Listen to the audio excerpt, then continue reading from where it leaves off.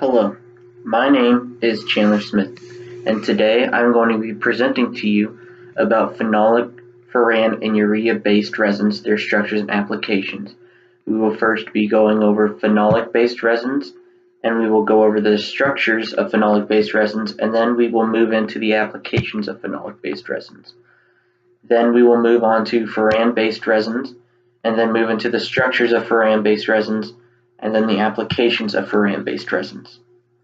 And then finally, we will move into the last resin that I'm presenting over of urea-based resins. Then we will move into the urea-based resin structures, and then we'll move into common applications of the urea-based resins. On this slide, we are going to take a look at phenolic-based resins. The phenolic-based resins are pretty well known due to them being the first man-made resin completely from synthetic materials. And for this presentation, we are going to focus on phenol formaldehyde due to there being so many different phenolic-based resins that we're just going to focus on phenol formaldehyde. And it is made using three raw materials. The first material is phenol, and the second material is formaldehyde, and the final material used to create the phenol formaldehyde structure is hexamethylene tetramine. On this slide, we can see the phenolic formaldehyde resin structure, and looking at this structure, we can see all three materials used to make this structure, including phenol, formaldehyde, and hexamethylene tetramine. And on this slide, we can see the phenolic-based resins applications. On the left, you can see some countertops that are made with phenolic-based resins. This is a huge market for phenolic-based resins due to how good they are at making countertops. And on the right, you can see some fillers I found online that used phenolic-based resins in them, which is another huge market for phenolic-based resins. And another application that isn't pictured here is that phenolic-based resins are also good adhesives and are used very extensively in that market as well. On this slide, you can see the furan-based resins, and there are two main materials used in furan-based resins. The first main ingredient in the structure is furfural, and the second main ingredient in the structure is phenol. On this slide, you can see the furan-based resin structure using both those materials, using furfural and phenol.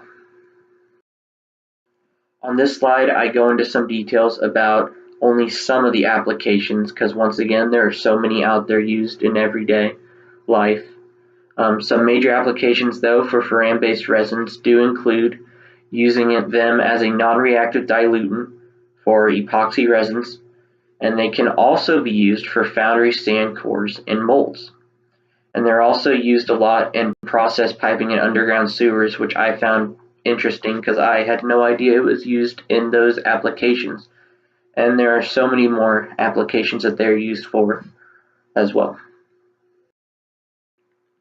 Now we move into our third and final resin that we are going to talk about, which are the urea-based resins. The urea-based resins we will focus on is urea formaldehyde, since there are so many once again. The first material used to make this structure is urea, and the second material needed is formaldehyde. On this slide, you can see the urea-based resin structure. You can see in the top left how you start with urea and you add formaldehyde, and through heating up both those materials together, you create this structure, and then through polymerization, you create the urea formaldehyde resin. And in this slide, we are going to go over urea-based resins applications. There are so many applications that urea-based resins are used for, but without a doubt, the biggest one is wood composites. On the left, we have a picture of some particle board, and on the right, we have a picture of some medium density fiberboard that both use urea-based resins in them. Another application for urea-based resins is they are used highly in many different molded parts, and they are also used for many different finishes for wood composites, as well as many different adhesives for wood composites. Once again, showing how important urea-based resins are to the wood composites industry. That concludes my presentation over phenolic, furan, and urea-based resins, their structures and applications. Thank you.